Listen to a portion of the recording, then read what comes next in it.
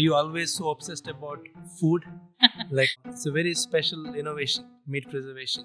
Even we take it for granted, but I would definitely say it has helped us to, flourish as a species. For example, if you prepare mutton curry and you keep it in the refrigerator and you eat it The next day, there that is a is very definite nice change flavor. that you see in the flavor, right? Right, especially in pork. The Pork pork too. sounds, smells good in the next day.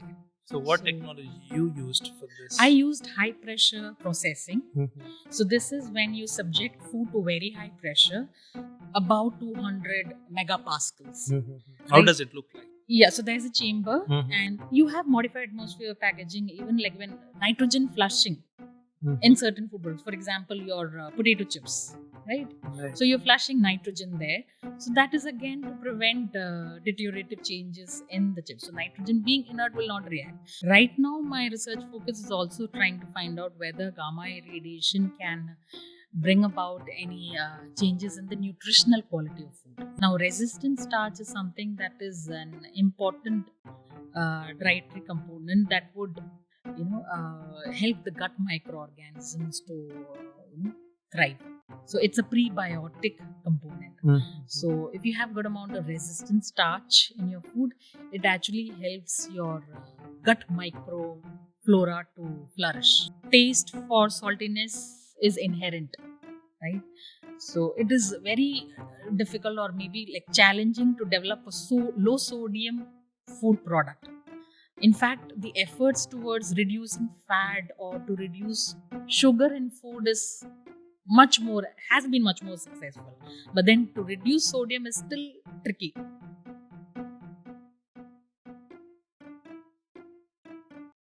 Hey guys, welcome back to QED Podcast. Today we are going to talk about a very special topic which we take for granted and which we use every day in our lives, that is meat preservation. So, to talk about this topic, we have a very amazing guest today with us. Let's welcome Dr. Feby Lukose. Welcome to the podcast. Hi, Clinton. Thank you for having me. So, Dr. Feby is a food scientist. She presently teaches food science and technology at St. Aloysius University. And what's fascinating about her work is that she did her PhD studies in cutting edge technology in meat preservation, non thermal meat preservation. And what's special about this project is it was funded by Indian Defense Organization. So I want to explore this technology which we take for granted, which is a basic necessity of human life, that is meat preservation. So let's get started. So how are you doing? Like, what's happening? Like, what are you working on as a food scientist? My research interest is, of course, meat preservation. But right now, I'm also interested in looking into plant-based alternatives for milk. Okay. And also trying to focus on reduction of food wastage, maybe developing biodegradable plastics or edible films. And I'm now also trying to find out what would be the effect of non-thermal food processing, especially gamma irradiation, on nutritional properties of food, whether it can enhance certain nutritional quality or components in food, because I've always been studying about the preservative effect of gamma irradiation, or let's say high pressure processing. All these are non-thermal methods of food preservation. So now I want to look into how does it affect the nutritional quality of food. Can it enhance the nutritional properties of food? So were you always so obsessed about food? Like, what led you to study about become a food scientist? Food scientist. And I also want to know your journey. Like, your research is very interesting. Like, especially it is funded by Defense Organization. Yes. So I want to understand your journey into food science, and how did you end up in DRDO? Okay, foods, like you rightly said, is a basic necessity of life, right? Roti, kapda, makan. Right. Of the three, food is the most critical one. So when your body is deprived of food, I think it responds by a growl or a grumble or a sense of emptiness. So if we want our body, especially the physical and mental functioning, to be optimal, that is the collective term for health, It depends a lot on the kind of food that you eat, Mm-hmm. the nutritional quality of food that you eat, the safety aspect of the food, the balance of the different components in the diet that you're having. So I've always been intrigued by food. Okay. I think I would owe a great deal of my passion towards food science to a journalist called Veer Sanghvi. Mm-hmm. I don't know if you've heard about him. He's No. a star journalist, Mm-hmm. and he used to write these food columns Mm-hmm. in a national daily, Hindustan Times. So he used to write a column called Root Food in a magazine supplement that this daily used to publish on Sundays. So his articles would be always insightful, witty, and busting a lot of myths. So that's where I kind of got attracted to this field. Mm-hmm. And then I decided to pursue. And back in those days, I'm talking about 2000s, early 2000, food science was not a very conventional choice for a career. So I had to look into colleges that provide this course. So I ended up pursuing food science and technology from Delhi University. And after that, I moved to Pondicherry to pursue my master's in food technology. And that's where I got the summer internship project in DRDO, DFRL, Defense Food Research Laboratory in Mysore. During that internship, I worked on retort processing, that is thermal processing. You use heat to preserve food. Mm-hmm. And Was then it a food or was it meat specific? that was a plant-based Okay, product. okay. It was not meat. Mm-hmm. And after my master's, I was clear that I wanted to pursue research in food. And I did not zero in on meat preservation at that time. Mm-hmm. I had to give my resume. I had to clear an entrance exam for the DRDO fellowship, which will be awarded. I gave my interview at the institute and I was selected. And then I was given a choice to pursue doctoral studies in food, and I decided to go for meat. Mm-hmm. Because that was something that was interesting. And my focus at that time, the research focus was on reducing sodium content in meat. Mm-hmm. Because processed meat, WHO has classified processed meat products as potentially carcinogenic. Why so? Because of the high amount of sodium in these processed meat. Mm-hmm. If you look at the sodium content of fresh meat, let's say chicken, it's hardly about 60 to 80 milligrams. That's not much. But then when you process it into different products, let's say, sausages or hams, bacon, patties, you're adding a lot of salt, sodium chloride to the meat product. And the sodium chloride is taking care of not just preservation, right? It's not just extending the shelf life, but it is also playing multiple roles, like to enhance the taste, Right. to improve the functionality, to hold the meat pieces together. So if you try to reduce sodium, you will have to compromise on the taste, on the safety aspect, on a lot of functional properties that are desirable in meat products. So I was able to use certain replacers and try to reduce the sodium chloride. But then the problem that I faced was the shelf life or the safety of these meat products. The shelf life was drastically reduced, meaning the meat products spoiled very soon. So then I had to think of something to, some kind of intervention that would help me to extend the shelf life of these products that I was developing, and give it some extended shelf life without compromising on the flavor and the sensory aspects as well as the nutritional properties of meat. So that's when I decided to go for non-thermal meat preservation. And in the lab there, we had access to high pressure processing as well as gamma irradiation. So what do you mean by non-thermal meat preservation? See, there are different principles to preserve food. So if we go by conventional methods, you have different strategies, right? So the first and the most convenient method or the conventional method would be to manipulate or play around with the temperature. So either you cook the food product or you subject it to very high temperature that is going to decontaminate or arrest the growth of microorganisms or kill microorganisms. Or you need to keep it at refrigerated conditions. Use low temperature, freeze the meat, freeze the food products. This is the use of temperature. Right. So temperature would be either high temperature or low temperature.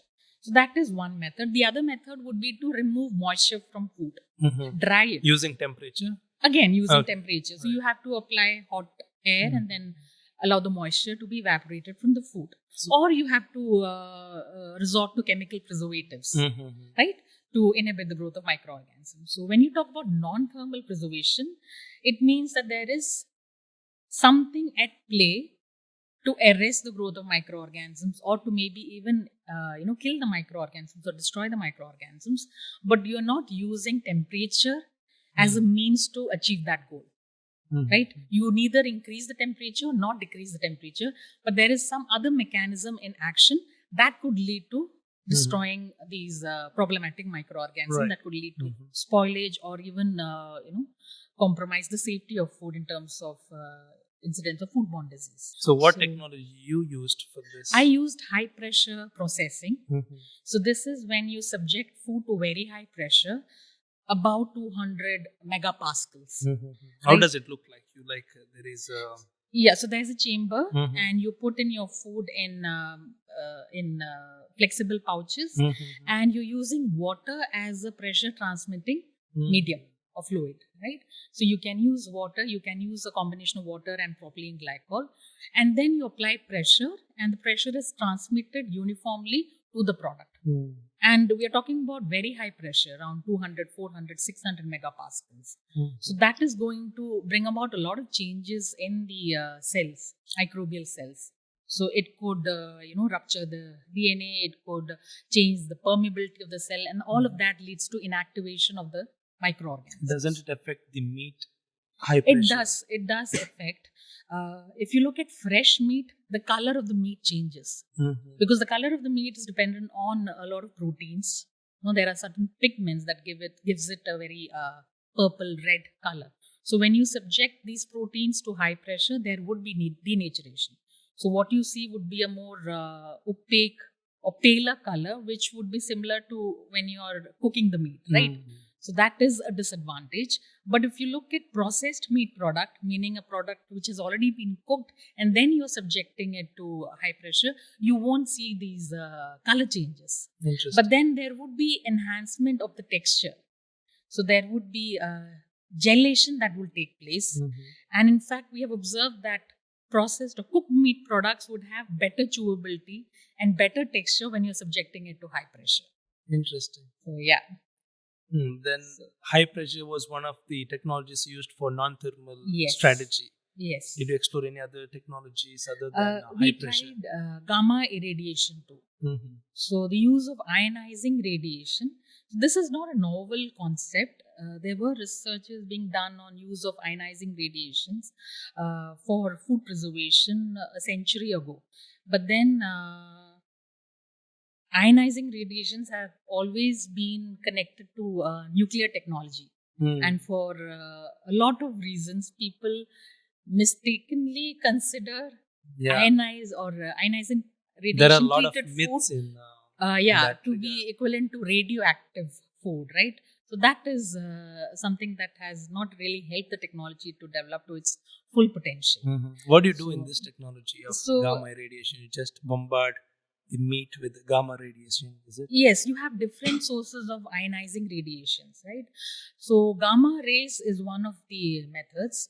You can use gamma rays from radioactive isotopes like cobalt-60 or cesium-137, and you can also use sources like electron beam, having an energy of less than 10 milli-electron volt, or X-rays even. Right, so you can subject the food to a beam of X-ray, which is having energy less than 5 milli-electron volt. Now, this energy is important because that is the guidelines given by IAEA, the International Atomic Energy Agency. So, gamma rays does not make the product radioactive. There are definite changes that you see, chemical changes that you see in the product, but it does not make the product radioactive. X-rays and electron beam, if you use them at an energy higher than what is prescribed, that could lead to induce radioactivity in the product.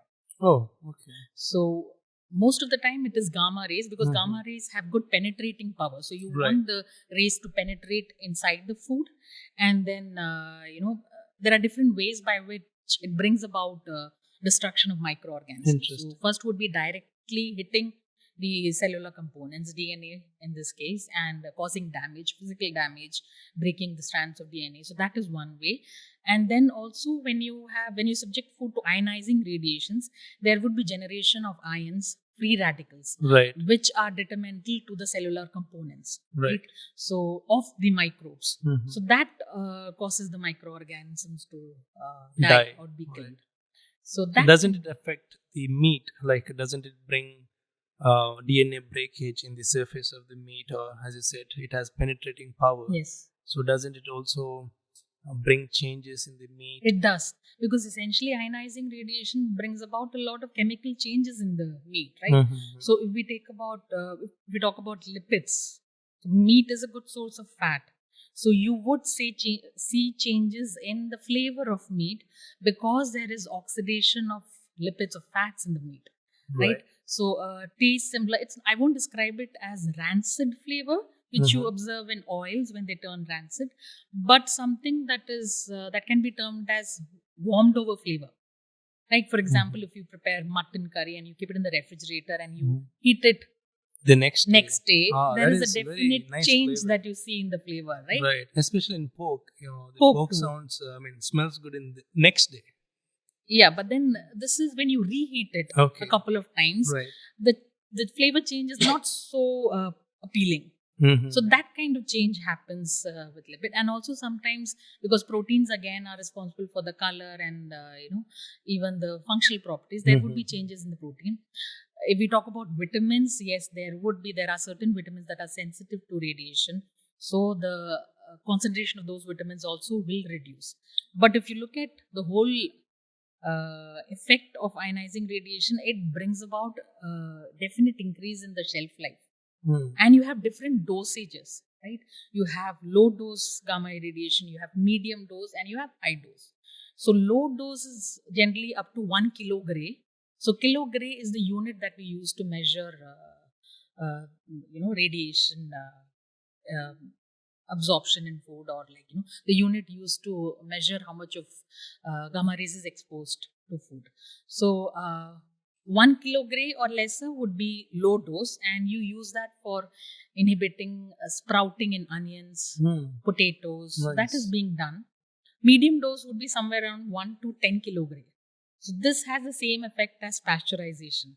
So you could Preserve use it milk for with this. not exactly milk, but yes, meat, fruits, vegetables, products, cooked products. So this is the range that is used for bringing about the same effect as seen in pasteurization. That is inactivation of pathogenic microorganisms. You even have high dosage, that is about 10 kilogray. So that is usually used for bringing about a sterilizing effect.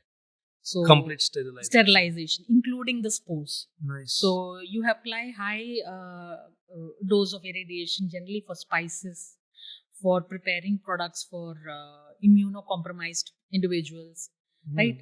So Nice. yeah, so that is the range of irradiation doses that is being applied. Interesting.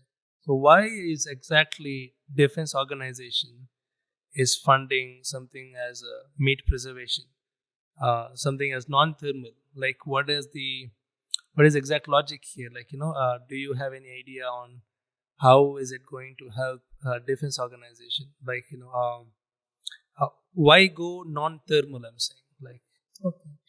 So see, meat is prone to spoilage more than any other food because of its nature, right? It's having the ideal nutrients for the microorganisms to feed on. It's the ideal playground for the microorganisms. It's delicious. It's delicious, yes. It has good amount of moisture too, about 80%. So it's very prone to spoilage. And if you look at incidence of foodborne diseases, right, cases of food infections, you'll always see that most of the time it is because of consumption of contaminated or spoiled meat. Right. So there are a lot of products in the market, even dried meat, for example, jerky, is prone to spoilage, even though it is dried and it is having a very intermediate level of moisture. So One, it would be because meat is prone to spoilage and we need to ensure the safety of meat products. Secondly, now the consumers are into clean label. They want to know how their food is prepared, where is the food coming from, and all. So we are trying to do away with a lot of chemical preservatives that we are adding to meat products. Maybe it could be natural preservatives like salt, or even nitrites that are regularly used for preparing cured meat products, right? The ham, bacon, and all. Those are carcinogenic. The nitrites combine with the amino acids in meat to generate certain compounds like nitrosamines, which are carcinogenic in nature, right? So you want the meat to be safe, but without compromising on the nutrition or the sensory aspects. So minimal processing, that is non-thermal preservation, is a kind of minimal processing, because when you talk about minimal processing, we always stress on as much as it is required and as less as possible. Okay, so you want to use a strategy that is intensive enough to ensure safety, meaning it is inactivating the microorganisms and ensuring the safety, but it is mild enough so that you retain the flavor, the nutritional quality, and all of that, right? And high pressure processing, gamma irradiation, these are the technologies that are now being used and commercialized for meat products, probably because they are having good effects. The research findings are very promising, and also it has something to do with the impact of a processing technology on the environment, right? There is a push towards more sustainable practices to reduce high energy intensive methods like the ones which employ high temperature. So you want to go for something that is more sustainable, that is cleaner in terms of being eco-friendly or environmental friendly, and also is taking care of safety and the nutritional quality of food. Nice. That's where we are headed. That's where future looks interesting. Yes. And we have a very special relationship with meat preservation as a humanity. Even though we take it for granted, which I would say this has allowed us to grow, like multiply as a species. Like if you look at our ancient times, humans, realize the power of smoke, sun rays, salt to preserve meat. Which is a precious source of protein, and which allowed them to face harsh winters, take long migrations to other places. Uh, this relationship with the meat preservation, it's kind of a testament to show our curiosity, sense of adventure, sense of survival instinct. It's a very, it's a very special innovation, meat preservation. Even we take it for granted, but I would definitely say it has helped us to, flourish as a species. Going back in time. So, can you give us, make you visualize how we have come to this point of meat preservation? From where we have begun, and it's better to understand chronologically. I want to see the development and application of knowledge. What knowledge enabled them to develop that technology at that time to preserve meat. So let's go back in time and come to where we are now, and then let's go to the future. So you have mentioned few technologies already about the future, about radiation and all, but let's go back in time and let's start our journey of meat preservation technology. So where did we start? Okay, let's go back to the ancient times, Yes, right? ancient. I think meat preservation, or if I say food preservation, laid the foundation for human civilization. Yeah, right? Definitely, yeah. So you have to give credit to food preservation. Right. So only we were hunters and gatherers. So once we understood how to settle down in one place and preserve the excess or surplus food that we are producing, that actually help us to form communities and Right. opt for life that is settled in one place instead of being nomads and moving Right. from one place And to even another. it increased our IQ, like the increased protein consumption. Yes. They say led to development of more brain space and more IQ. Yes. Yes. Yes. Go on, please. Yeah, just. So, okay, so see, preservation of meat has been practiced since ancient times, and the traditional methods that were being used in ancient times, they were very crude, right? With the advent of science and technology, we just refined these processes, but the basic principles remain the same. So I think the most primitive method of preserving meat would be drying meat, right? Sun drying of meat, salting meat, uh, putting pieces of meat in salt solutions, we call them brine, right? Or pickling, that is preserving them in vinegar. We were doing that when we were apes or something? No, or not just that. started civilization. Yes. Okay. Before we used to cook meat and subject them to drying, sun drying and all. Before we got into thermal. Before we got into thermal, right? Heating or cooling. Yeah, the traditional method was to either salt it or smoke it, subjecting them to any smoke. Smoke generated from hardwood, like apple, oak wood. How does it help in preserving meat? See, when the smoke is generated and the food is exposed to, usually the meat is pre-treated. Either it is salted or it could be sun dried and all, and then it is subjected to the smoke that is generated by burning these wood.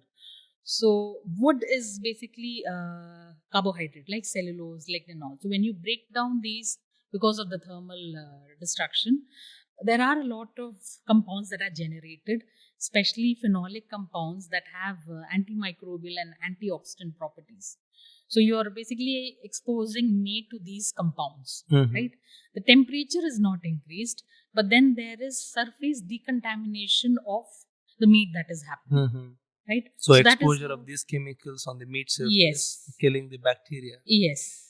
Okay, and also taking care of the rancidity and rendering that antioxidant effect as well.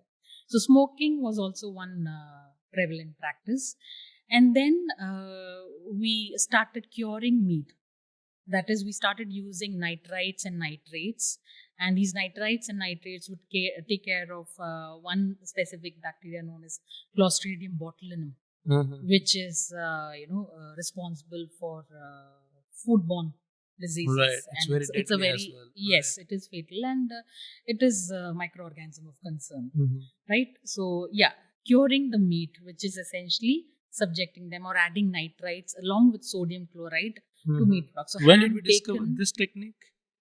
This would be in an Asian technique, maybe. Oh, is it? Yes, nice. But they didn't know the science behind it. But they won't know the science behind it, but they would have developed these techniques, right? I think if you look at any culture, some way or the other, there is permeation of a practice on food preservation, right? It just varies from one place to another, but again, the principles remain the same. And there's a cultural exchange as well, like when there was a Silk Road. Yes. Like Chinese, traders were exchanging knowledge of fruit preservation, which happened in China, to people who are in Europe, like Roman civilization, and there was always a cultural exchange. Yes, knowledge so there from will one be culture. Sharing of the knowledge, and then of course adapting that knowledge to suit their food. Right. So curing, back to curing, and then of course, even though mechanical refrigeration is new, developed in the last 2 centuries, but then we always there was that method of preserving meat, or let's say any food products, by storing them in ice houses in places where they had access to ice, or using ice blocks, right? Yes. So application of low temperature is also not a completely modern method, right, even though mechanical refrigeration is. So then came this milestone in food preservation, or meat preservation, I would say, and that is known as canning. Okay, so we always discuss about canning as one of the most important landmark in food preservation. Right. So the idea of canning grew from the knowledge that if you have a layer of fat above a cooked meat, that would prevent the meat from being in contact with air, and it would give it a limited period of shelf life, right? This, and also there were practices, especially in 1700s and all, there was practice of preserving meat in salt solutions, that is brine, or even fruit in sugar solutions. Right. So there was an individual, a French man, who combined this knowledge of keeping in airtight condition as well as using brine or sugar syrup to preserve food. And this development was in response to Napoleon Bonaparte's request to a need for a technique that would feed his troop. Again, military research. Need, yes. So most of the Innovations important innovations in food were for cater to the military soldiers. needs. So yeah, so he at that time, it's a very interesting story where he declared a prize money for anybody who would come up with a technology that would extend the shelf life of food to at least a year. Because troops at that time were starving, they were not well fed, and they would be fighting or waging wars, and they were losing a lot of battles because they were not well fed, they were malnourished, right? So this French confectioner Nicolas Appert came up with this idea, and at that time it was glass bottling. Meaning you take a glass bottle, you put meat, cooked meat or fruit or vegetable, your food slices into the glass bottle, you fill it up with a brine solution, that is your salt solution or a sugar solution, and then you close off the glass bottle or you cork it and then subject it to very high temperature. Okay. What will happen inside then? So that is, there are multiple things that are at play, right? You are first heating the food, so there is destruction of the microorganism. There is an anaerobic condition that is being maintained. There is complete cutoff of oxygen or air. So there wouldn't be any oxygen or air for the microorganisms to digest the food. Yeah, digest and to grow, right? Right. So, and also you had these brine and the salt solution or the sugar syrup too, as an extra which was protection. helping. Yeah, so it's kind of a hurdle technology. There are multiple hurdles to prevent the food from being spoiled, right? So this was the technology that was developed and was known as glass bottling. Okay. So this was in 1700s, right? So later on, after a century, an Englishman by the name Brian Dawkins, he replaced these glass bottles, which were brittle and breakable, with unbreakable tin cans or canisters, right? So that's how the term canning is a shorthand term for canistry. So that was developed, right? So, and now you see that canned food are quite common. You find them in the shelves of most of the, tuna fish. Yeah. Many products market. And that's changed the world, like globalization. Yes, we can even taste fish from Norway, exactly. Europe, sitting just in India. Or yes, and now these cans are replaced with flexible pouches, right? Okay. You have these retort pouches that are there. The ones that you have, you just need to put these pouches in hot water and your food is ready. So that's cooked food. Wow. Filled into these pouches, and these pouches are then, with the food, it is being sterilized. Putting them in a retort, and then for the customer, he just has to pick it up from the shelves of the market and maybe heat the food just to increase the temperature and have it. So there's no cooking, and the shelf life is quite What is long. that technology called? That is known as retort processing. Retort processing. So this was one of the technologies that I had used for my summer project in BF. So yeah, so that's again thermal processing. Right. And then we moved on from canning. Okay, from let's canning. Go back. Okay. Yes, so that is again traditional or conventional heat processing. That was the holy grail moment in food preservation. That was a landmark invention. And of course, it was pasteurization. Louis Pasteur discovered pasteurization, and that was being used for preserving food, all kinds of food.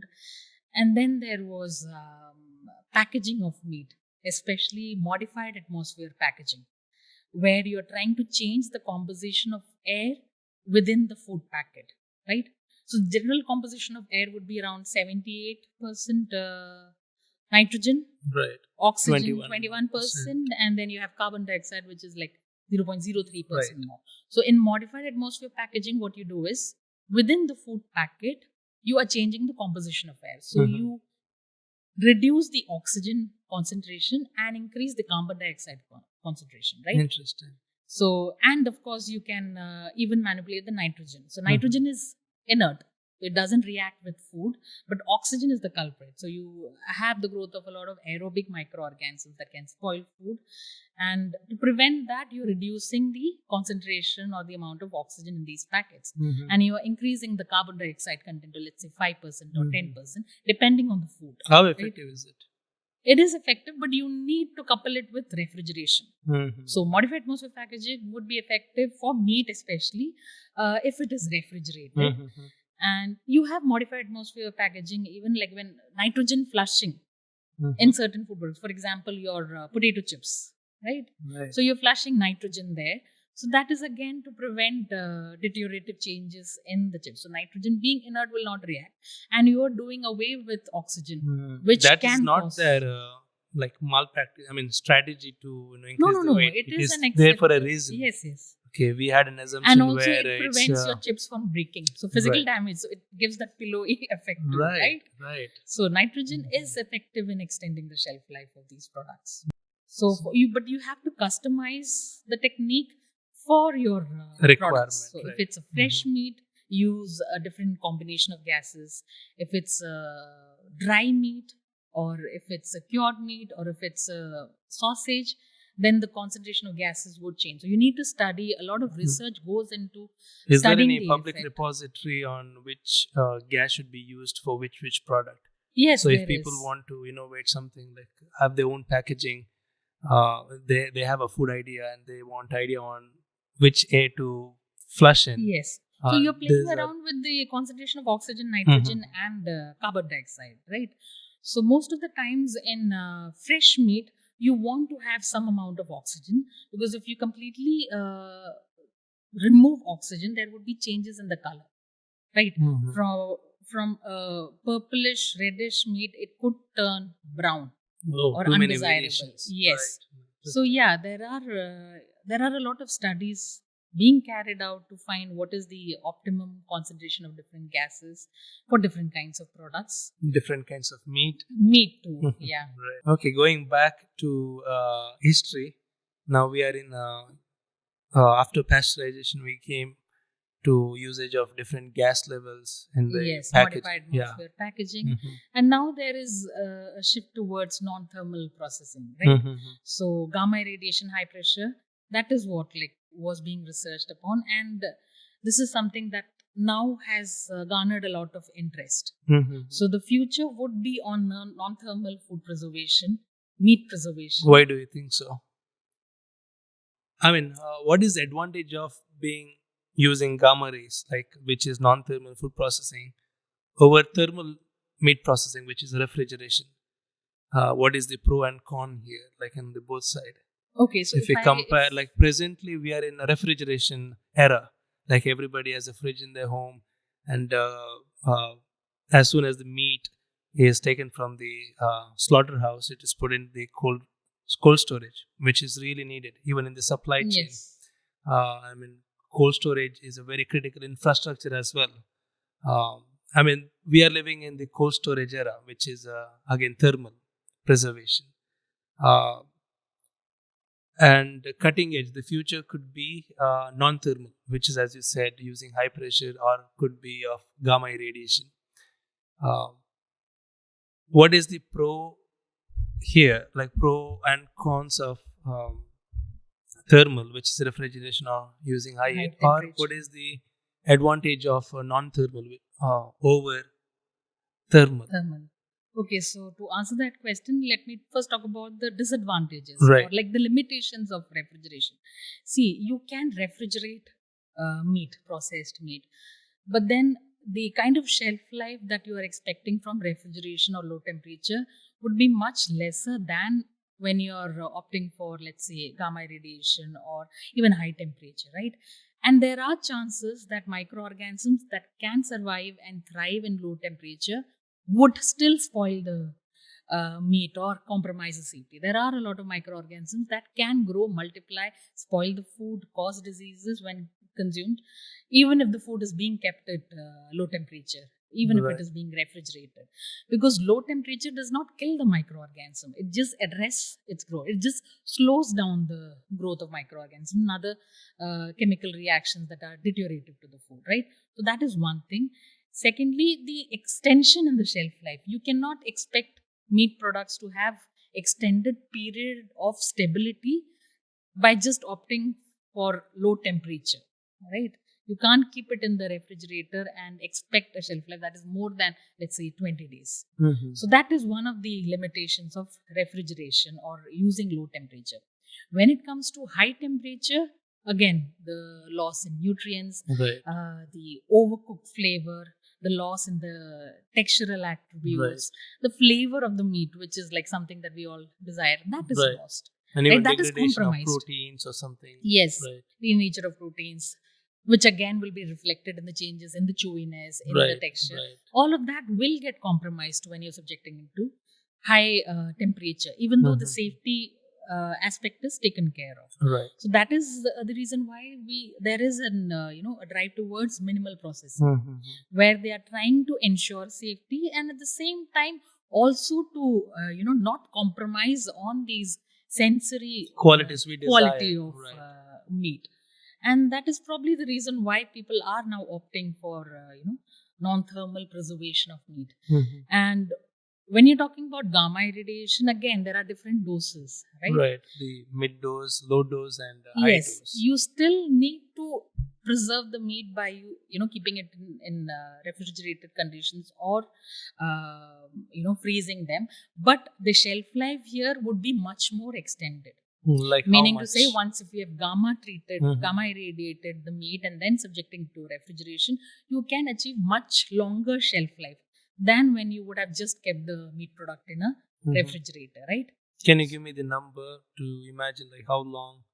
It depends on the dose that you're using. So if you've sterilized a processed meat product, for example, I have studied jerkies, which are quite dry meat products. Right. So at room temperature, they are stable for about a month or two, right?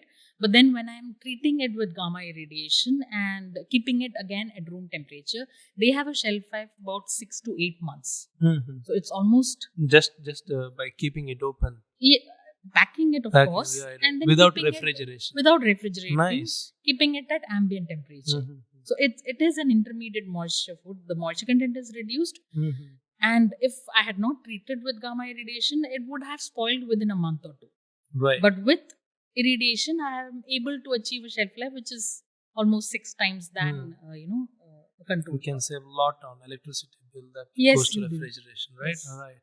So again, it has to be customized to the product. Okay, that is to do with the jerkies you said. What Yes. about regular meat? Like Regular meat, you can have extended shelf life.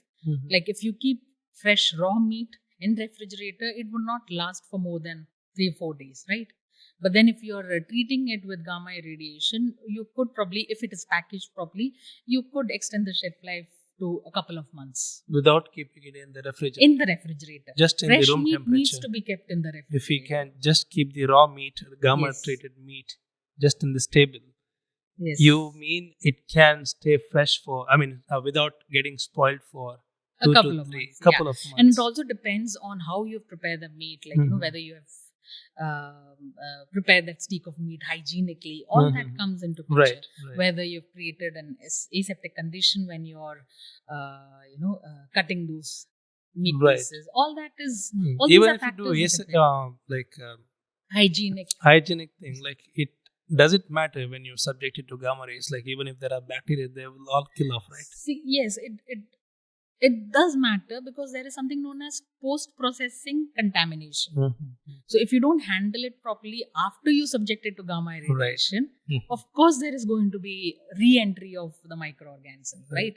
So then there would be your safety will be compromised. So one of the advantages of gamma irradiation is that you can package the meat and subject it to gamma irradiation. You can even irradiate frozen blocks of meat, right, without thawing them. So those are some of the advantages of subjecting meat to irradiation. Interesting. So you mean we can keep a packaged meat truly Yes. like with the hygienic conditions, Yes. subjected to gamma rays. And the in, gamma rays with, would penetrate the packaging material right. and penetrate the food as well. You can keep that pack of meat for a couple of months, maybe 2 to 3 months, without refrigeration. Maybe just in the stable, you mean? No. Like in this room temperature. No, you can't. See, if it's fresh meat, Mm-hmm. you need to refrigerate it. Okay. Okay, because gamma irradiation is just bringing about destruction of microorganisms. Right. The moment you bring it to room temperature, there would be growth of Right. microorganisms, right? It So it will doesn't be kill exposed to. completely, is it? It does kill completely, but then you are not processing. There is still moisture. Mhm. It is still an ideal environment for the Right. microorganisms Even to if grow. one survives, it can Yes, multiply it to, can multiply, right? And compound the effect. conditions are Mhm. ideal for it, for the microorganisms to microgram. So you can aid preservation by Mhm. keeping it at refrigerated conditions, right? But Right. then if you have a meat which is already dried, okay, like for example, I mentioned the jerkies, right? There could be microorganisms that can grow in those dry conditions. But when you subject it to gamma irradiation, you have destruction of those microorganisms, Mhm. and then that product will be stable for much longer period of time. Mhm. So it does, factors like the moisture content, how you're preserving it, the nature of the food, the chemicals added to the food, all that also is important when you're trying to estimate the shelf life.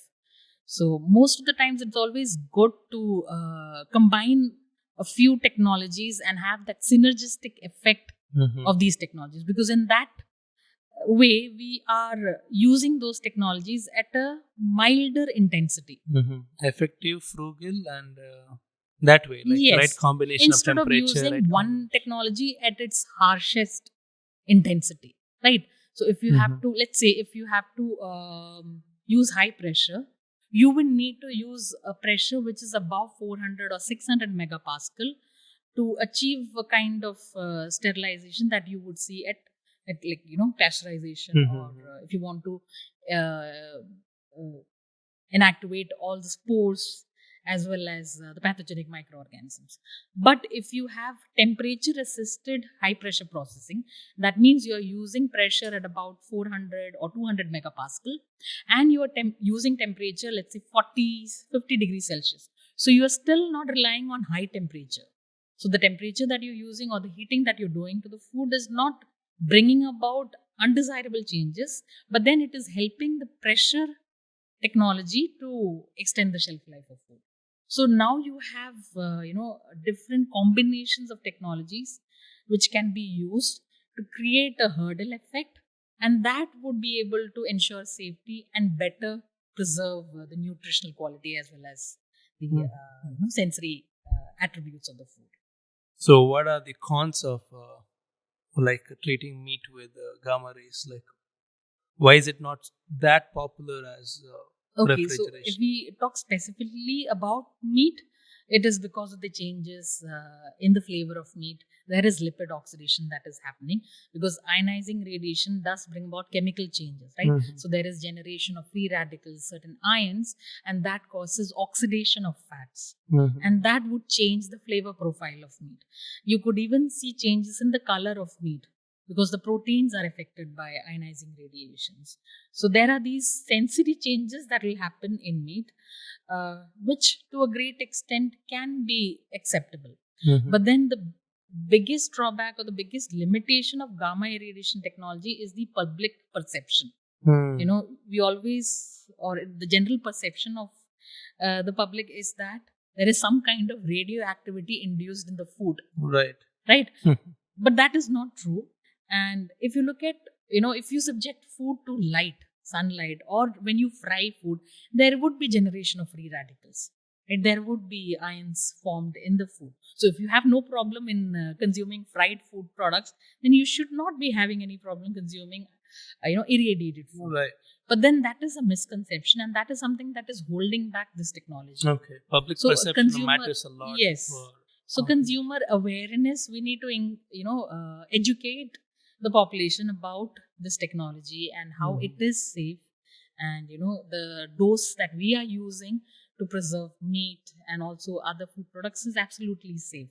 And there is no induced radioactivity in these food products which are treated by ionizing radiation. So that has to be made aware. Where does India stand in using ionizing radiation in food preservation in general? We do. We irradiate our spices. We irradiate a lot of our fruits which are being imported. And now there are a few industries which are taking up this technology to, decontaminate their processed products. Right. A number of multinational companies. Right. Now you have these, ready to eat meals ready to eat, or MREs, right? This again was for military operation. Now it is there in Consumer, civilian yeah. market too. Mhm.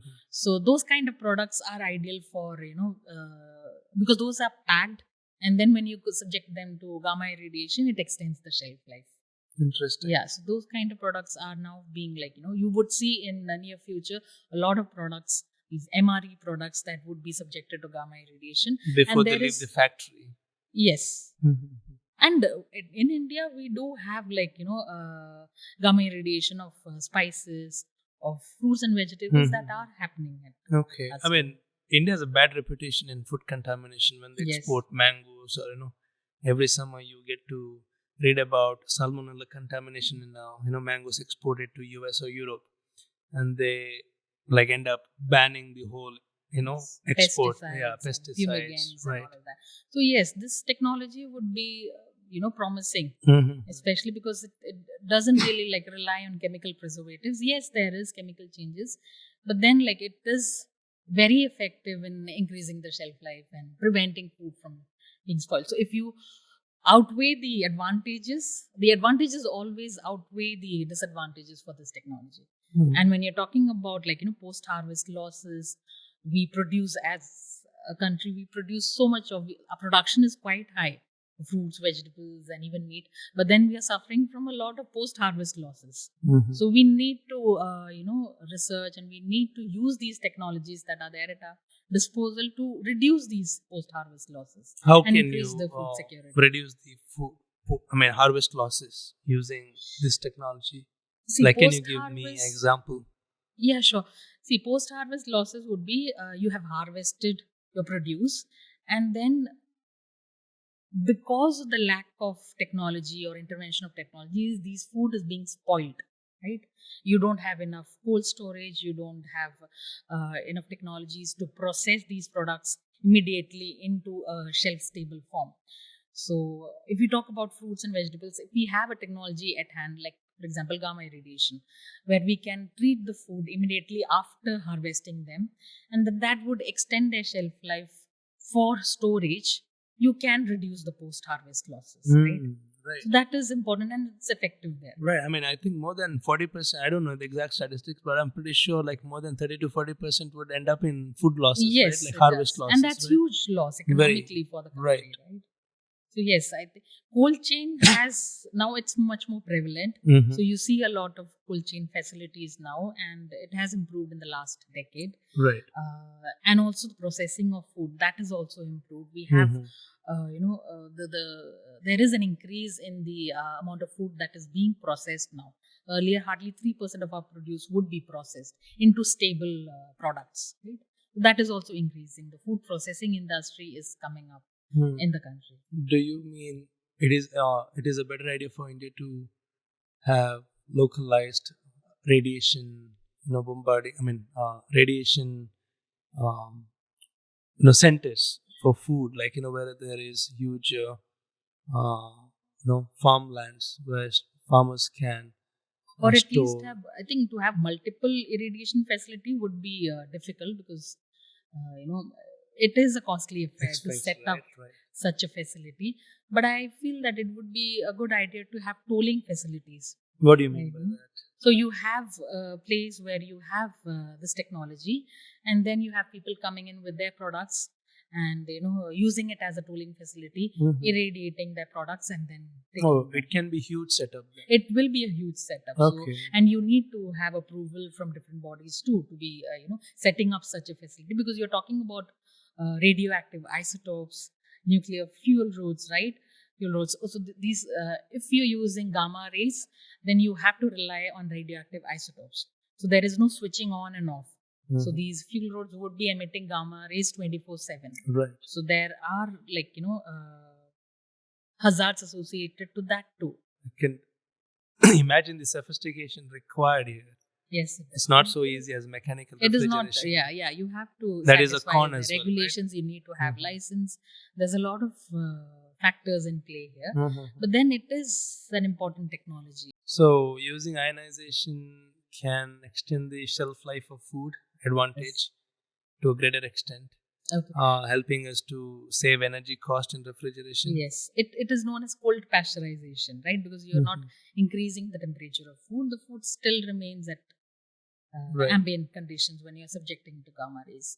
Right now, my research focus is also trying to find out whether gamma radiation can bring about any changes in the nutritional quality of food. Mhm. Right.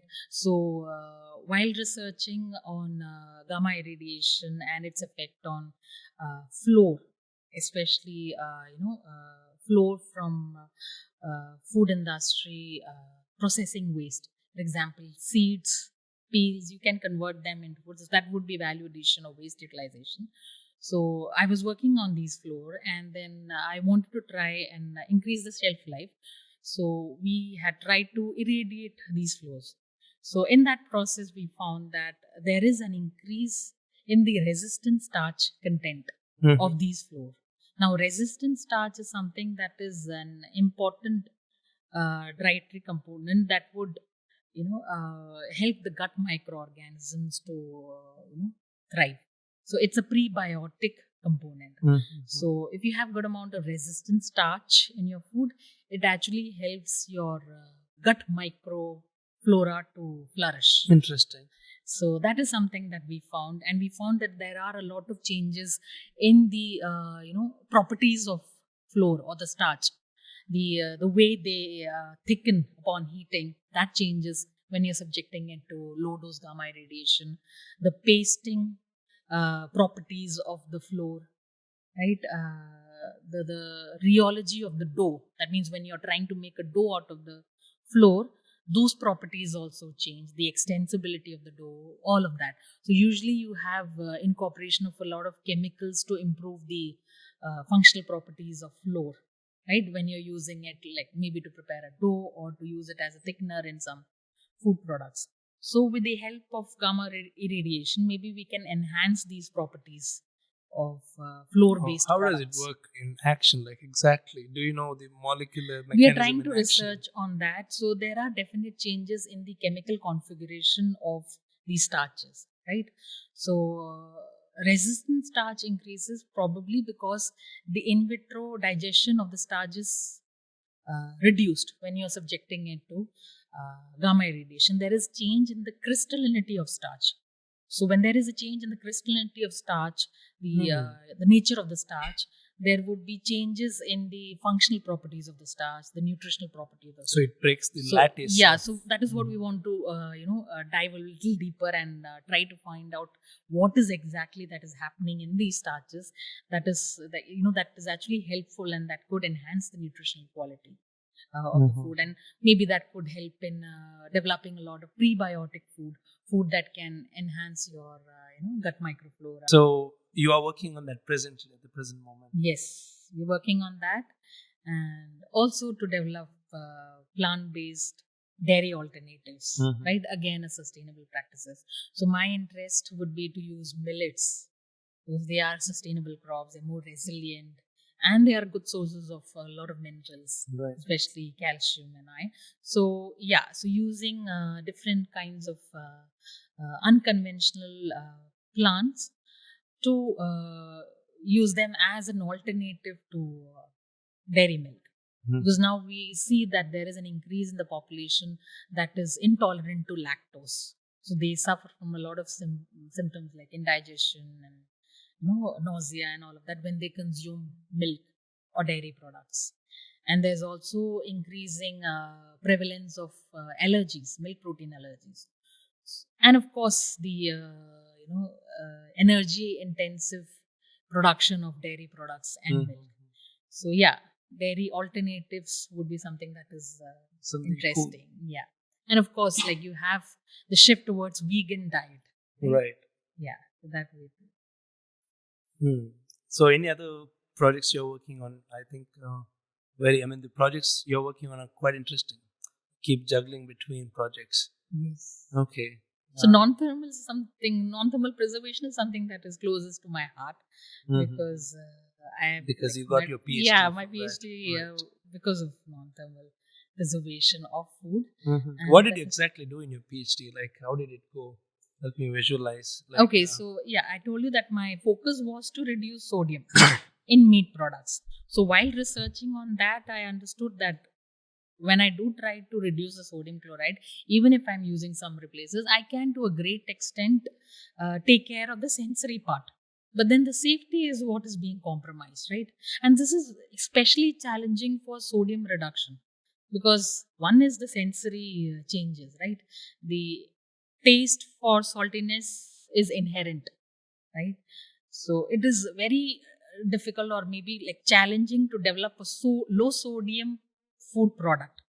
In fact, the efforts towards reducing fat or to reduce sugar in food has been much more successful. But then to reduce sodium is still tricky. So while I was researching on that, I found that, like, the safety of the meat products is compromised. So I need to work on something that could enhance the shelf life. And because I was working on restructured meat or reformed meat, where you are binding these meat pieces together to form an intact product like sausages or nuggets, reformed nuggets, it was important that, because I'm dealing with comminution, that is breaking down meat pieces and then binding them together, developing a product, and then trying to find a good shelf life for these products. So I did want to achieve an extended shelf life, and because these products were already cooked, that means it has been subjected to high temperature, that is cooking temperature. I did not want to add on to the temperature intensive methods of preservation. So I was looking for something that is non-thermal. And there were literature studies that showed that when you are using high pressure for meat, there is enhancement of the textural quality, right? So some of the sensory properties that you may lose while cooking the meat is actually enhanced when you are subjecting it to high pressure. You can sometimes even do away with high temperature. You can process the meat products at higher pressure, and then expect the same kind of changes, desirable changes, that you would see in cooked meat did you products. notice the changes? Yes, I did. How was it? Like, very noticeable? The noticeable difference was in gelation properties, like the texture of meat. That was enhanced when I was subjecting these reformed meat to high pressure. So that was the advantage of using High pressure. Yes, Right. and because I was already working on cooked meat, I did not see any changes in color. I would have noticed the changes in color if it was a fresh piece of chicken. But then, because it had already been cooked, the changes in color were not so apparent. So I was quite happy with the use of high pressure, and it did extend the shelf life of these reformed meat products to about 6 months. Do you see any business opportunity here? Like, if anybody is listening, who is ready to take this technology to market, or do you see any market gap, like where this technology, use of any technology what you have worked on, can have like huge upside in the market, like, I mean, like, really profitable? There's like really visible business opportunity. Like, do you have any opinions on that? I mean, do you see any business opportunity in these technologies? Yes, there would be a lot of, especially, no, I'm not talking just about meat, but then high pressure processing has been used for preservation of fruit juices. Okay. Now, fruit juices have very delicate flavor.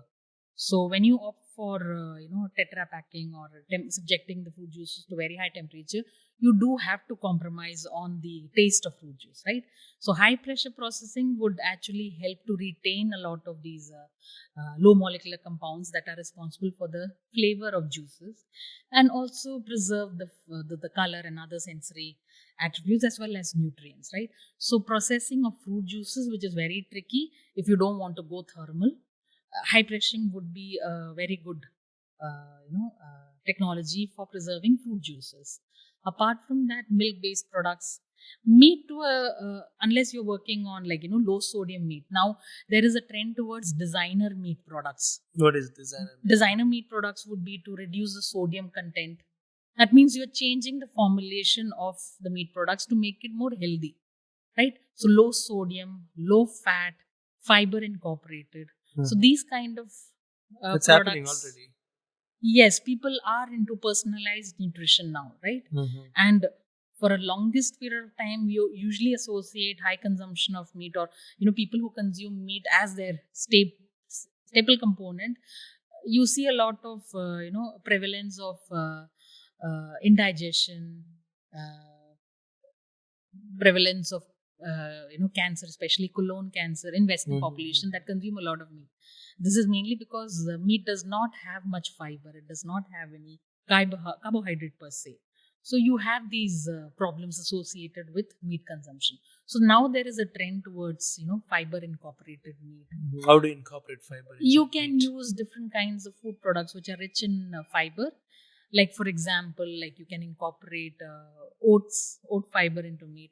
You'll have to work on balancing the taste though, right? There are a lot of flours which are rich in fiber that can be incorporated into meat, right? So that would increase the fiber content of meat and help with these problems that are usually associated with meat consumption. Of course, you have prevalence of cardiovascular diseases.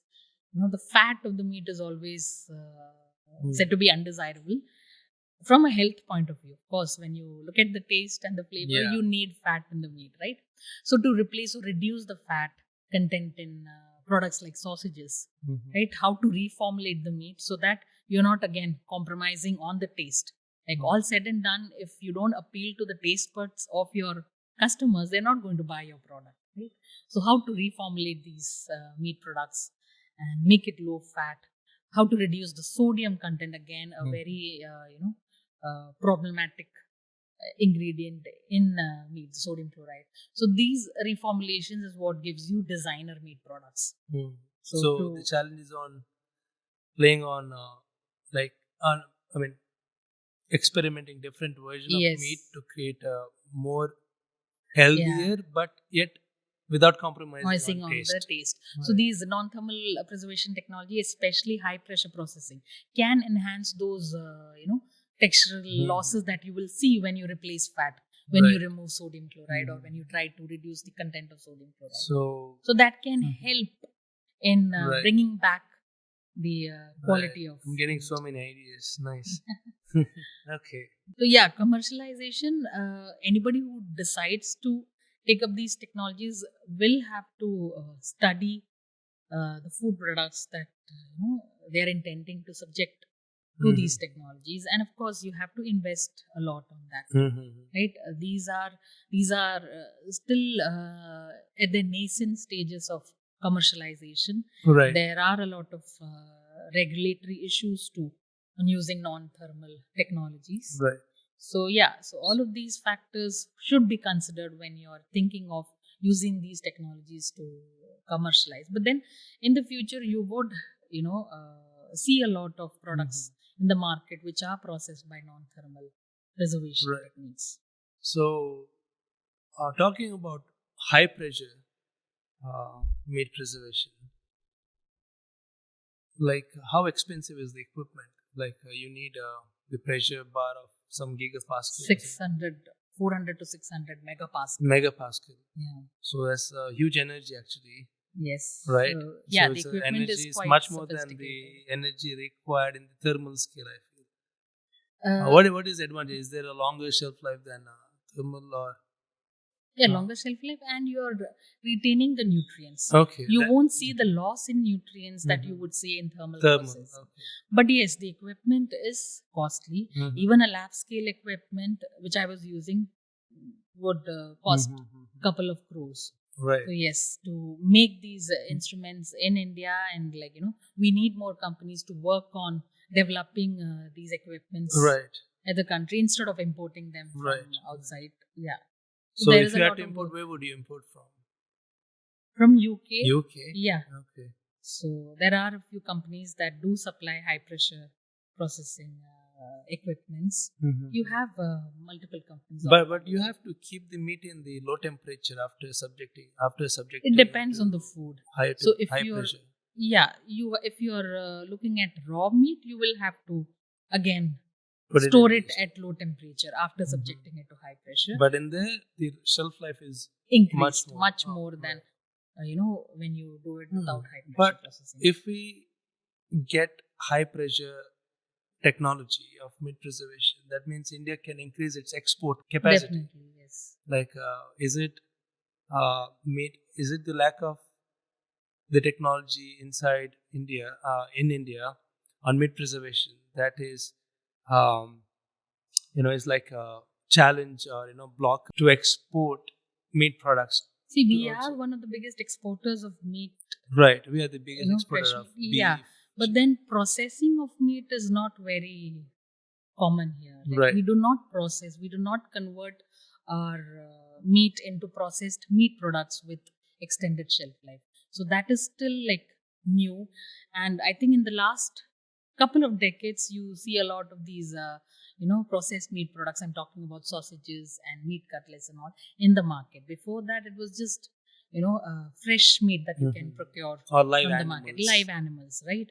So processing was not much developed in our country. Now you have a lot of processing. You are seeing a lot of trends in food processing and meat processing, which is going to transform the industry in the future. If we are able to process our meat, convert them into shelf-stable products, of course, our capacity to export these shelf-stable meat products would be huge. Right, and the quality of meat from India is very good. Like, we still are not rampantly using a lot of growth hormones or veterinary drugs as it is prevalent in Western. So the quality of our meat is much higher than from other places. So the only limitation is the processing of these products into shelf stable marketable products. I'm just checking how big is Indian meat export industry. It's quite big. Let's see the number. Number. You have anything in mind on the number? No. Okay. The Indian meat export industry is quite substantial, though. Department of Animal Husbandry and Dairying. I think that's where you'll find. Okay. So the last information the Google has is of 2022. India was one of the largest exporter of buffalo meat. Yes, it is always the biggest importer of meat. Exporter, sorry, yeah. There's no exact number, they just generally say. So why just gamma rays? Why not other, like, doesn't ultraviolet radiation work in non-thermal preservation? It does. UV rays, cold plasma, there are other technologies too, which is still at their nascent stages of research. You can use cold plasma is something that is coming up, and it is being used for surface decontamination. What is cold plasma? Cold plasma is when you have, plasma is the fourth state of matter, right? You have ionized state of matter. Ionized state, so ionized gases. So when you're ionizing these gases, there are a lot of, again, free radicals and ionized particles that are detrimental or destructive to the microorganisms. So it is being used for plasma is used for preserve meat and also many other food products for surface decontamination of work areas, all of that. But it's still in that nascent stage of research. Right? You still would require a lot more investigations to make it commercial, I guess. So I'm checking out what are the new things are happening in cutting edge things happening in meat preservation. It says hyperbaric preservation. That is high pressure. Right. Using extremely high pressure to inactivate microorganisms and enzymes. It can extend shelf life without heat or chemicals, as you said, preserving nutritional value and taste. Yes. Why military is funding it? Because they provide high quality, long lasting food for troops in remote locations. Interesting. And the second thing is pulsed electric field technology. So have you worked on it? I have not worked on it, but there is a facility for pulse electric field also in defense research.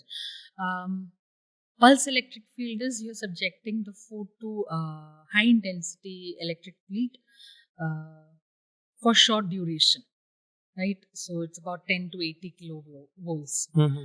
So this technology works by something known as electroporation. So it creates pores in the cell membrane of a microbial cell. Interesting. Okay, so if you use very high intensity electric field, the pores are irreversible. Okay, so the permeability of the cell is ruptured, Mhm. and you'll have the inflow of water Right. from the surrounding environment into the cell. Then would be leakage of cell content to the outside environment, and that causes destruction of the cell.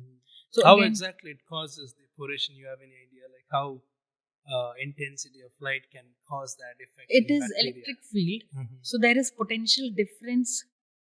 Right. The gradient Right, created right. on around the cell Right. membrane. So there is a critical electric field, and that again depends on the microorganism, right? It would vary from one cell to the other. So if you exceed that critical limit, there would be pore formation seen, Mhm. right? But then when you are increasing it to a very high intensity, at lower intensity, these pores are reversible. That means if you remove the cell from that PEF environment, these pores can be reversed. Mhm. But then when you're using very high electric field intensity, the pores are irreversible, and then you have the destruction of the microbes. So a lot of pumpable food right now is being What is researched. pumpable? Liquid food.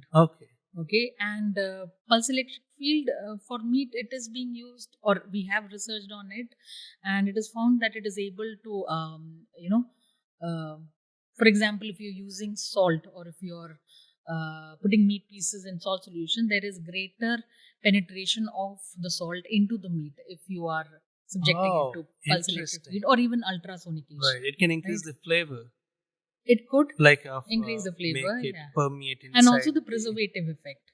Oh, right. Right, I mean, that if you too. infuse masala inside, I mean, like if you, what do you call that? Marination. Marination. If you marinate meat with masala and incorporate, I mean, introduce pulsated I think the light. technology for that, which is better suited, would be ultrasonication. Well, what is that? So that is like subjecting me to very high sound waves. Okay. Right? I'm talking High about frequency. very high frequency, let's say 20 kilohertz to 100 kilohertz. Wow. So that would bring about changes in the cellular composition. Right. So it allows to permeate the masala inside. Yes, that, and also it brings about preservative effects. Again, there is Wow.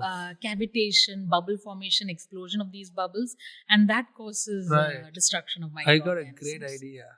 Right. Okay. It's Right, worth. so you're using sound waves. Right. To, Right. so you just have to figure out which frequency to be and used which for what masala kind of- and which meat. So many variations at play. If you So can it come could up with help the to- right flavoring, like like marinated meat with the right flavor, intensity of ready to cook meat. Yes. Oh, nice idea. And also, this technology is being used to extract color pigments, from, let's say, beetroot, or Using ultrasonic. ultrasonication. So it Okay. kind of destabilizes the tissues. So there would be better, leakage of these water soluble pigments, and you can extract these, not just color, but also a lot of plant extracts, Mhm. bioactive components. So that kind of research is also happening Interesting. with ultrasound. Again, ultrasonication is also termed as a non-thermal Right. method of. So why militaries are funding pulsed electric field is because it can reduce reliance on refrigeration in field operation. Okay, next. But then, if you're talking about military technologies, I can briefly talk about. Yes. So, examples of military technologies for food preservation. One would be freeze drying. Right? So, freeze drying is, again, it is a thermal method of preservation because you're playing around with the temperature. But very low temperature. Very low temperature. So, you are essentially freezing the food, and then you are carrying out sublimation of the ice into vapor form. So, there's no melting of the ice to liquid. Okay? And you're using low pressure, you're using low temperature, and these freeze dried food products again would retain nutrients. It would have good flavor. But how and the does that texture. kill bacteria? Like It is arresting the growth of, see, it's a kind of dehydration process, right? Where you are first freezing the moisture or water in the food and converting it into ice state. So you are reducing the water available for microorganisms to grow. So you are basically preventing the microorganisms from growing and reproducing, right? So once you are converting the water into ice state, then you are removing the moisture by converting ice into vapor. So if you look at normal drying technique, what we do is we subject the food to hot air, and the moisture in the food would be evaporated, right? And on the downside, you see shrinkage happening, you see nutrient losses, because again you are increasing the temperature, right? So the texture is affected, all of that, and the sensory parameters are also reduced. But when you're talking about freeze drying, because there is no conversion of the ice into liquid, that is, melting is avoided here, and you're converting ice directly into vapor state, the texture of the food is retained. Okay, so there is no shrinkage seen. And also because you are dealing with temperature which is low, you don't have loss of a lot of nutrients, especially the ones which are heat sensitive. Interesting. So you retain a lot of nutrients, and also you retain a lot of sensory characteristics, properties. Like how do you exactly sublimate? I mean, like vaporize ice crystal. See, there's something known as the triple point of water, which is around 0.1 degrees Celsius. That is the temperature, and 611 Pascal, right? So that is the triple point, the pressure and the temperature.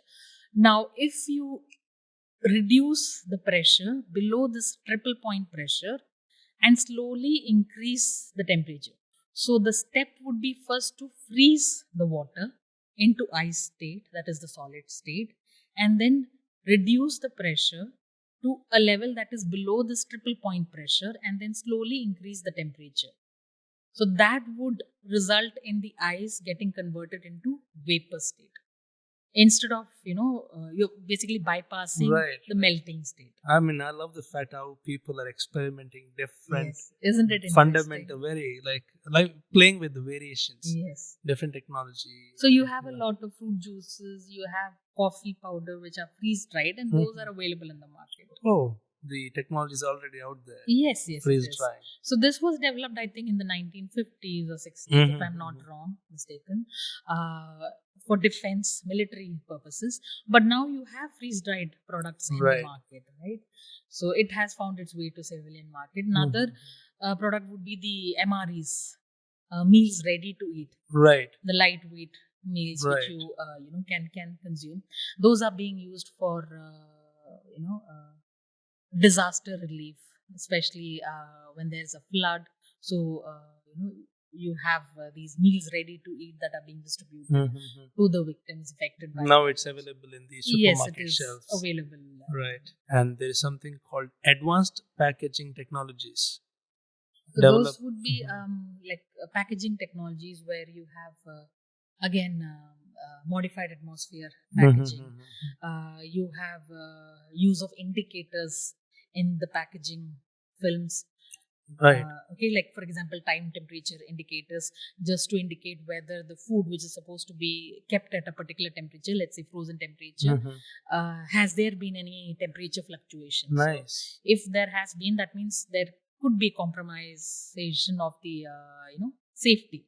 Like a frozen meat, if there is temperature fluctuation and if the temperature has been increased, then there could be chances that the microbes could grow, right? It can also tell the consumer saying, don't buy this product. Yes, the temperature has fluctuated and the safety could be compromised. So these indicators would indicate the temperature abuse if it has taken place.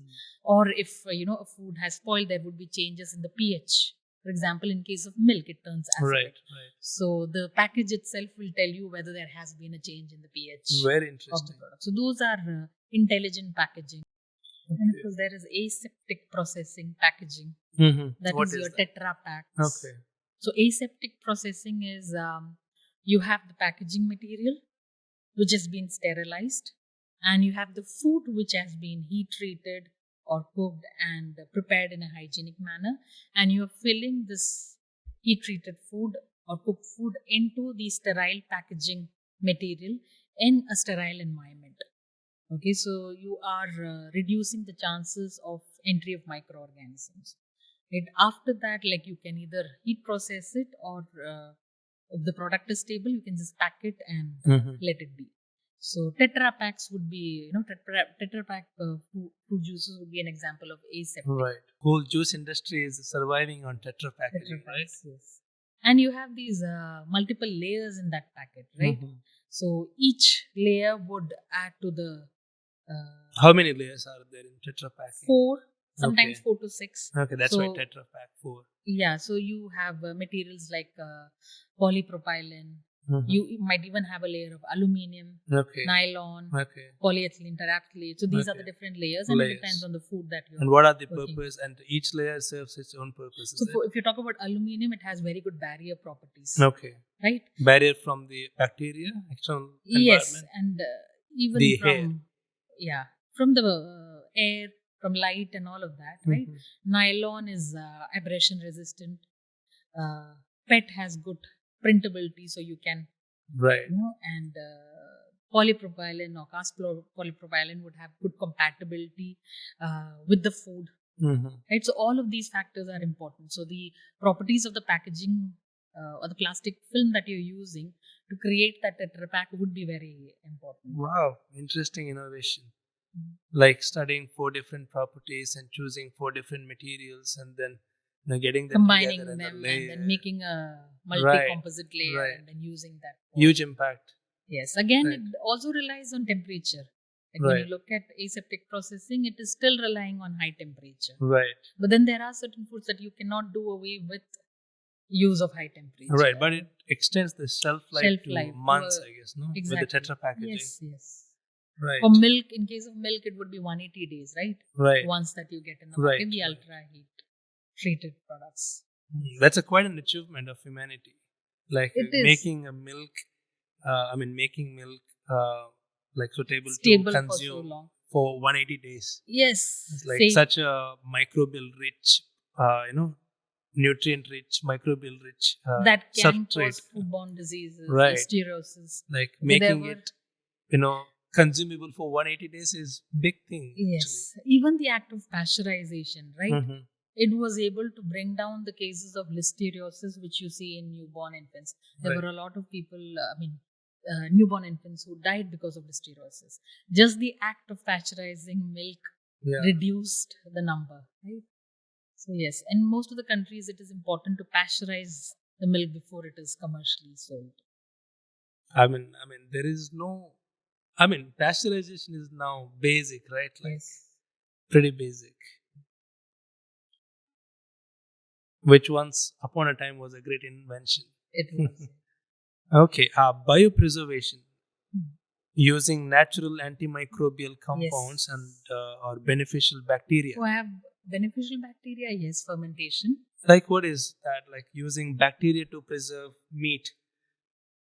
See, fermentation is a kind of biopreservation. Right. Meaning you're using microorganisms to bring about changes, let's say, in meat.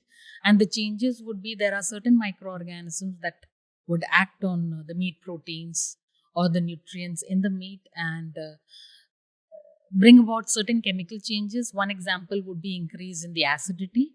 And because there is increase in acidity or reduction in the pH, the environment is no longer conducive for the pathogenic or the problematic microorganisms to grow.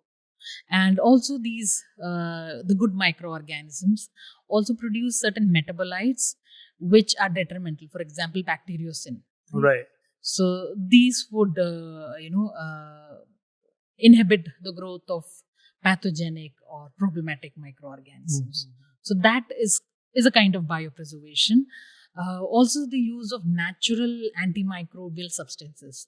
Now there is a trend seen where the consumers are more aware of the preservatives, the kind of preservatives that goes into their food. So they want clean label.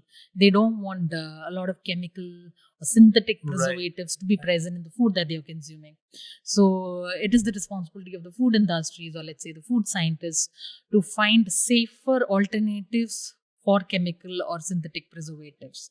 Right? Because there are a lot of health effects associated with adverse health effects associated with preservatives.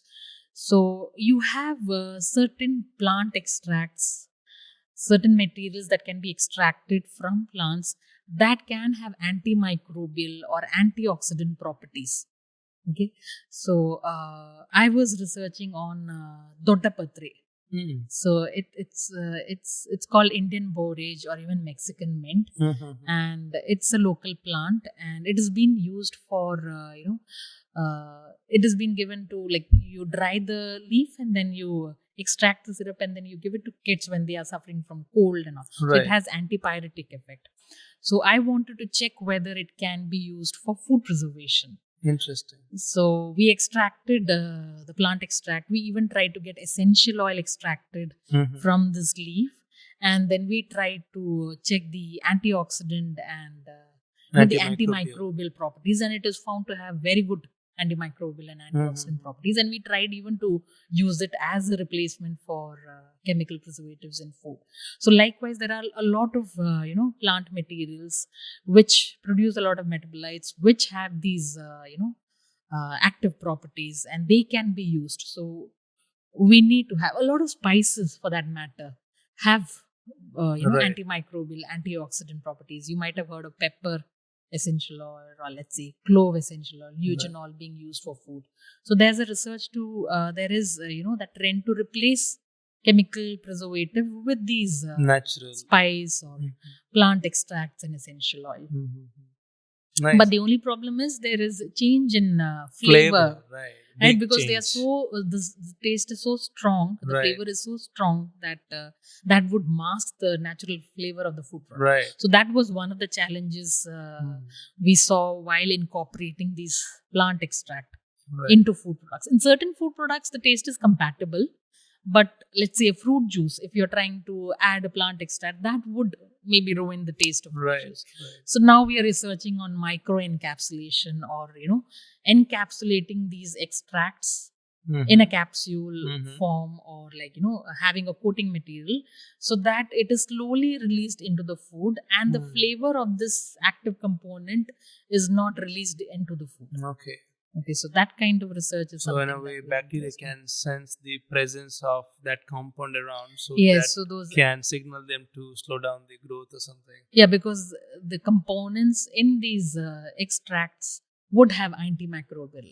A lot of them would be a polyphenol or other components that could affect the growth of microorganisms. Interesting idea. And when you said fermenting meat, that's a old technique of very ancient technique. And I feel fermentation is something that, like, in our country, what are the examples of fermented meats? Like, fermented meat would be a lot of sausages are fermented. Right. In India, we do not practice this.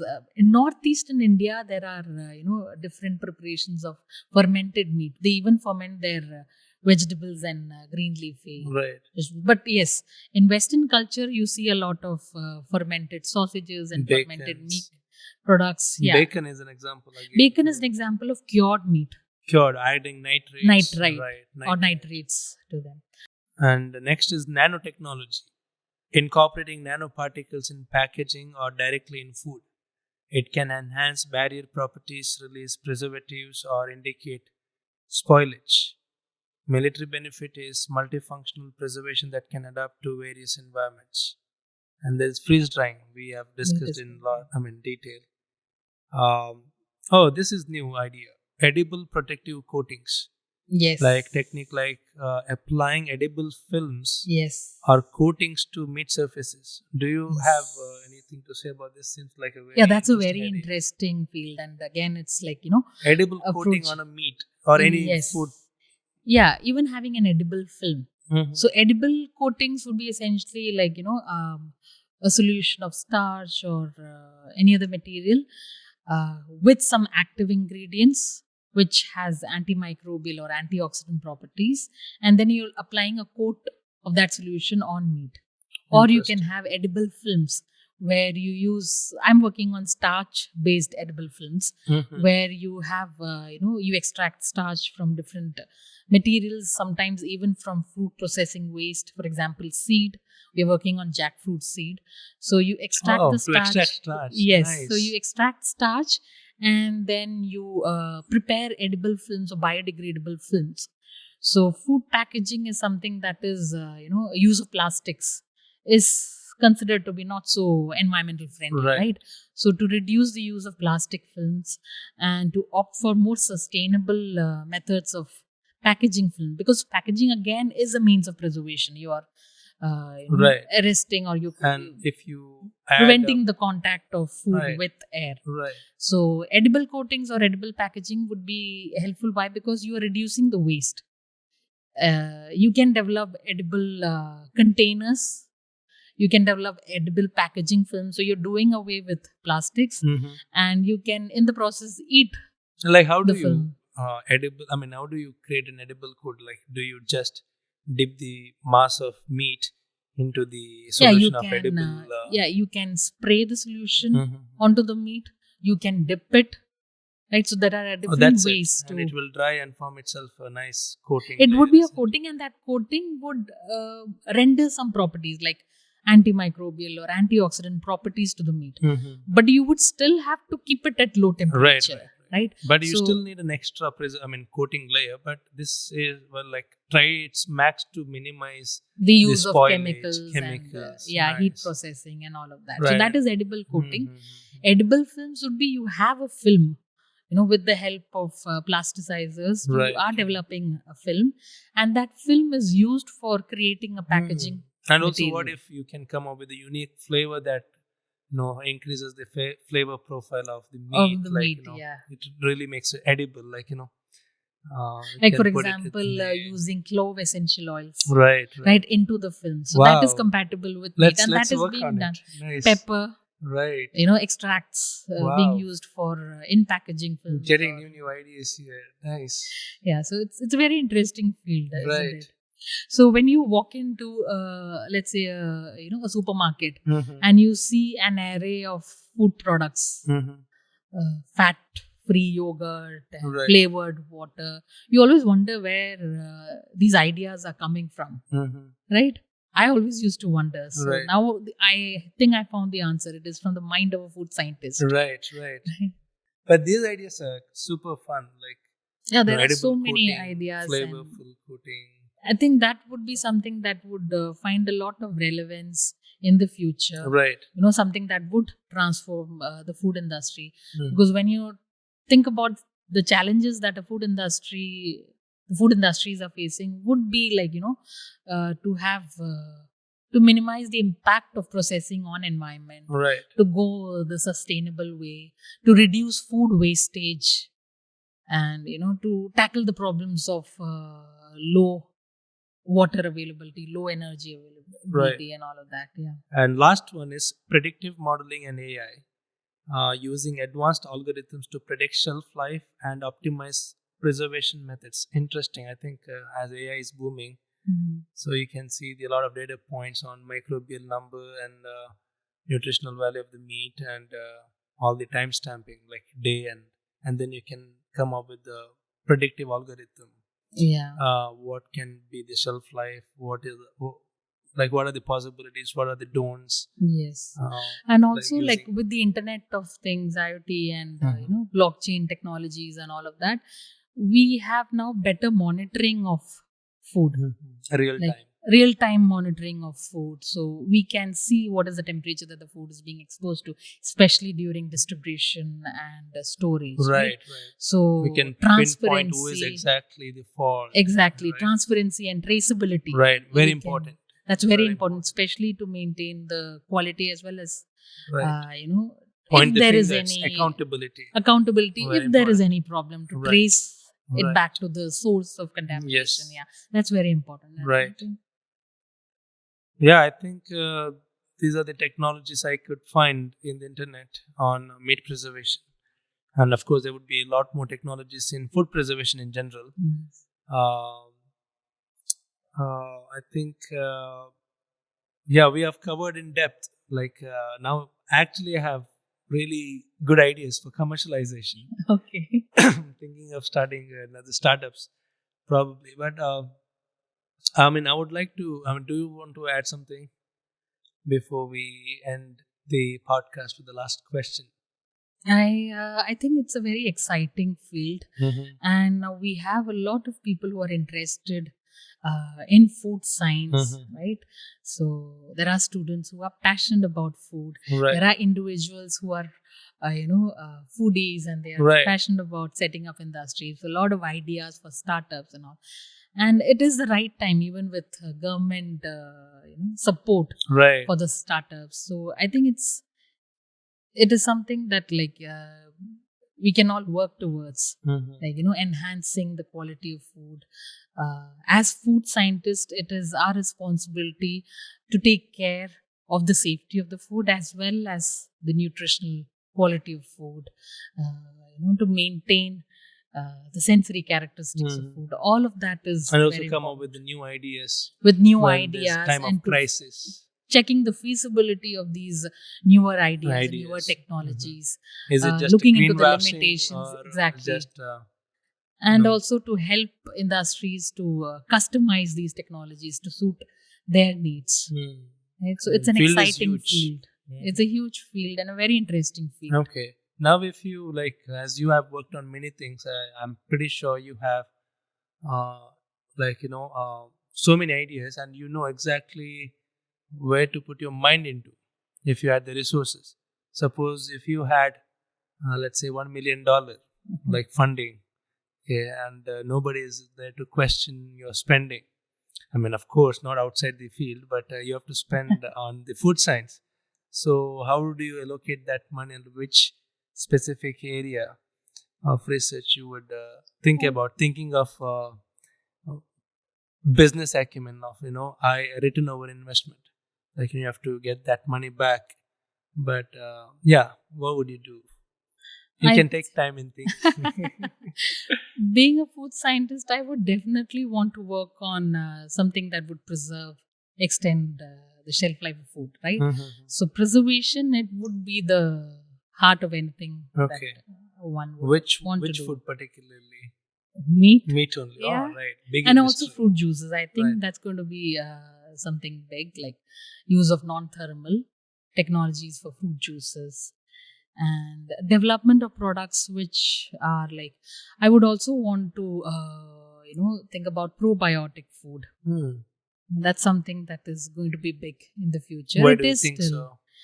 because now people are Health conscious. health conscious, and they now do understand the importance of gut health, Right.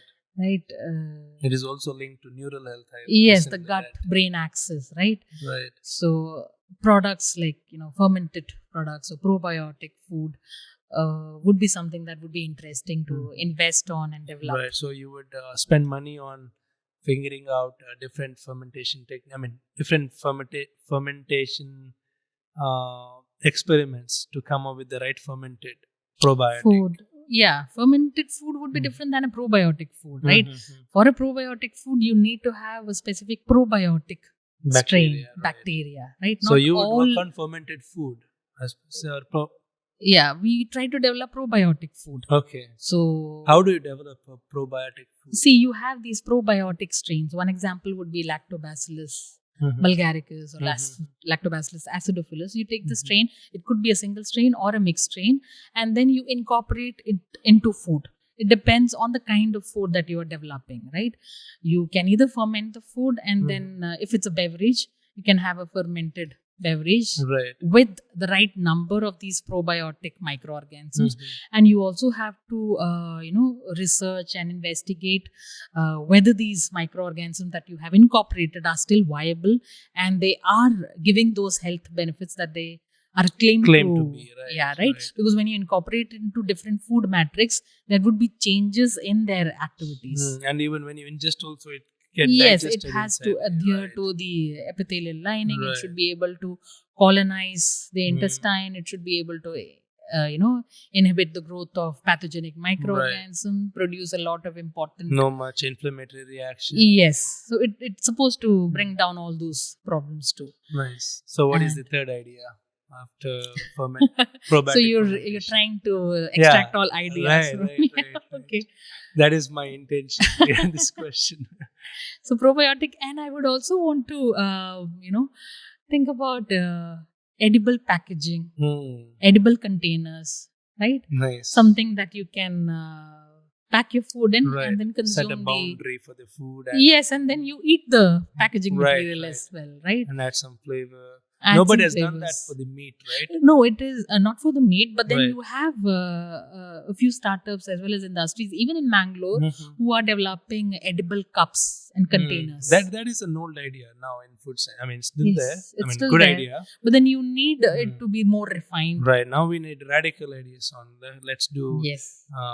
edible coating for meat, like a flavorful, such that the See, customer edible directly coating- goes and put that meat, like the whole packaging, into the See, all cooking these vessel. technologies, especially edible coating, could increase the shelf life of meat, especially in that retail Right, outlets, right?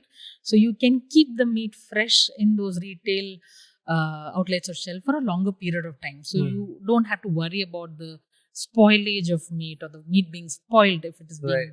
not bought within that time frame.